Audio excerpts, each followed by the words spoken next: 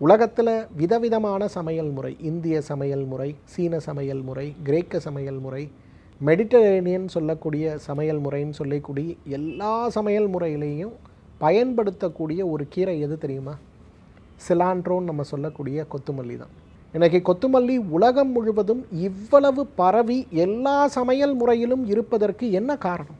செரிமானத்தை கூட்ட இதைவிட சிறந்த ஒரு உணவு இருக்குமாங்கிறது கேள்விக்குறிதான். சில உணவுகளில் ஜீரகம் போடலாம், சில உணவுகளில் இனிப்புகள்லாம் நம்ம ஜீரகம் அதிகமாக போட முடியாது.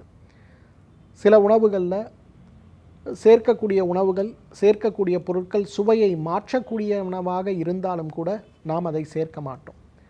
ஆனால் சைவம் சமைத்தாலும் அசைவம் சமைத்தாலும், சமைத்த உணவாக இருந்தாலும் சமைக்காத உணவாக இருந்தாலும் கூட எல்லா விதமான கலாச்சாரங்கள்லையும் மதங்களிலும் உணவு படைக்கின்ற நிலையில் இருக்கக்கூடிய உணவுகளில் கூட சேர்க்கக்கூடிய ஒரு கீரை தான் கொத்துமல்லி கீரை. ஏன்னா ஜீரண மண்டலத்தை சீராக்கி பசி உணர்வை தூண்டி உண்ணுகின்ற உணவில் இருக்கக்கூடிய சுவையை கூட்டி நாவில் ஊறுகின்ற எச்சில் சார்ந்த வினையூக்கிகளை தூண்டி உண்ணுகின்ற உணவு முழுமையாக செரிக்க நமக்கு உதவி செய்கின்ற அருமருந்து எதுன்னு பார்த்தீங்கன்னா நிச்சயமாக இந்த கொத்துமல்லியுடைய இலைகள், கொத்துமல்லின்னு சொல்லக்கூடிய அந்த கீரை தான்.